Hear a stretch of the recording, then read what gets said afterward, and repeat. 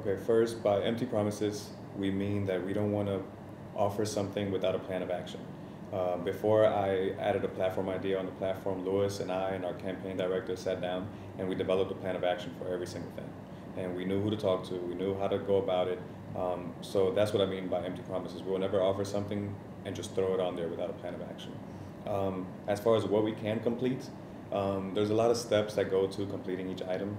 So I can't predict that accurately as far as timing, but I do know that we can start every single item and at least have progress done by the time our term is over. So hopefully that's what it turns out to be.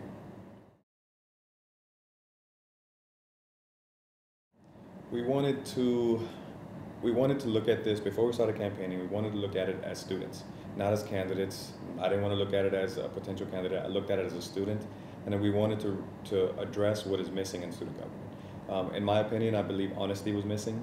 I believe that we need a student government that is going to be more transparent and is not going to make these promises, like you said, that are empty. So we looked at it that way. Then we came up with a goal. Now we're going to address that. Now we're going to be that campaign that's going to be honest, that we're going to offer things that we know we can be done, that can be done. So we came up with a goal, and we wanted to make it fun, and we wanted to make students interested in our party, so we named it Yes. Yes is a positive name, but we didn't just want to make it Yes, we wanted to give it substance. So we made it an acronym, and it stands for Your Education and Success. So we wanted to address that. Everybody's here for an education. We all have our own definition of success, and as your student government, we wanted to represent that. So we sat down and we wanted to address those things, and that's what we came up with.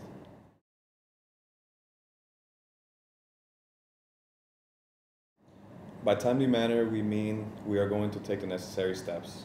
We're not going to rush anything, but we're going to try to get it done in time for students to see that we're actually doing it, that we're actually working. And how soon we can accomplish all the initiatives, like I said, that's something that we can't predict very accurately now because there's so many steps to getting these things done. But like I mentioned earlier, by the end of our term, we want to show that we got started and we made progress on the things we offered.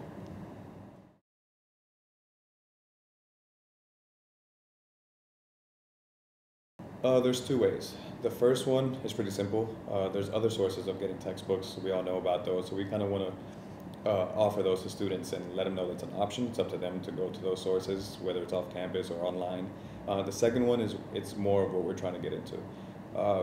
As some of us may know, sometimes a book is upgraded, and it'll go from a 4th to 5th edition, but the book will change by maybe 5%. And then they charge you another $200 for the book.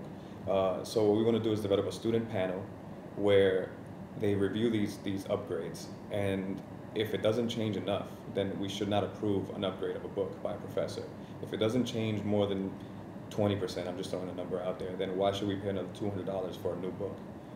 That's unnecessary. If the book is going to stay the same, we shouldn't have to pay $200 or $100 more for a book. We should keep that edition until it changes enough where we need a new book. Greek housing is realistic. It can be located most likely off campus. Right now, as we speak, FGCU is acquiring new land nearby in the area, and once that land is approved as FGCU property, it can be an option. We can discuss that. We can have talks with administration to, I guess, classify that land as a potential possibility for Greek housing. And how realistic is it? I believe it's very realistic. Other universities have this. We're close to 20 years old now. We have more than 20 fraternities and sororities here, so the demand is absolutely there. As the school gets older, more alumni comes out of this school, so they go out into the real world. They go out and find jobs. Some of them do well for themselves, so some of them could potentially donate, whether it's land or money, and that's how we build those steps and follow those steps to get Greek housing.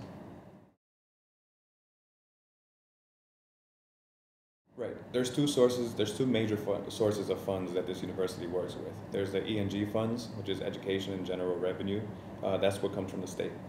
When those funds get cut from the state level, that's where we have to make cuts at a university, and that's where the 31 OPS positions got cut.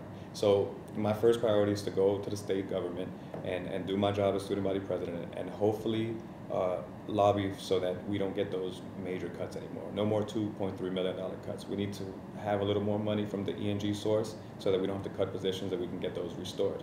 Now there's the A&S funds, which is activity and service, which is what student government is directly involved with.